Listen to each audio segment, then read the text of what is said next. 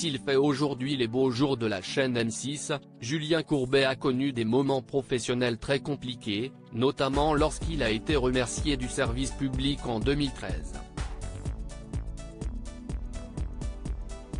Et contre toute logique, CST à la réception d'un simple mail qu'il a appris la nouvelle. Le temps de l'incompréhension est maintenant bien loin derrière lui, mais Julien Courbet n'oublie pourtant cependant pas la façon peu glorieuse dont il a été viré de France Télévisions au début des années 2010. Alors que son émission Seriez-vous un bon expert n'est pas reconduite par France 2 et ce, malgré de très bons chiffres, l'animateur balance des propos qui ne plaisent pas à la chaîne. Quelques semaines plus tard, il apprend son licenciement. Par mail. Julien Courbet n'a jamais eu sa langue dans sa poche et l'a toujours totalement assumé.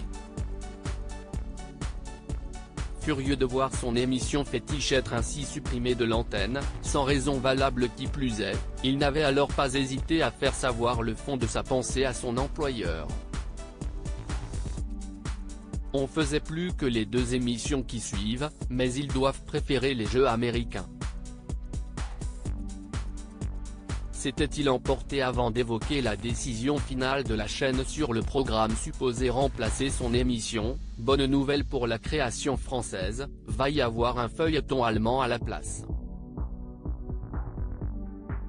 Des remarques acérées qui n'ont pas du tout plu à Filippo Villamitiana, alors directeur de l'antenne et des programmes de France 2.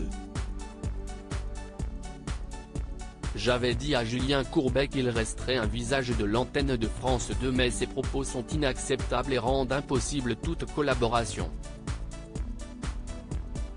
Les coups de gueule ne servent pas à grand-chose, si ce n'est à interrompre une collaboration quand la ligne blanche est franchie, s'était-il alors indigné. Un mail violent le 17 mars 2013, dans les colonnes du magazine Télé 7 jours, l'animateur qui s'épanouit aujourd'hui pleinement sur M6 avait expliqué avoir été viré par mail. J'ai trouvé ça particulièrement violent, avait-il alors confié. Heureusement, il a rapidement su rebondir pour le plus grand bonheur de ses fans. Rappelons que Julien Courbet n'est pas le seul à avoir connu une telle fin à France Télévisions. Quelques semaines après, c'était au tour de Laurent Vignola de prendre la porte suite à la réception d'un email. La direction de la chaîne m'a informé par email que je n'avais plus ma place à Thalassa.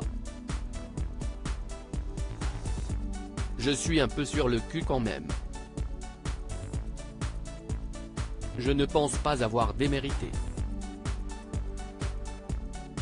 Je vais quitter France 3 après 32 ans de bons et loyaux services, avait-il alors déploré dans les colonnes du Parisien.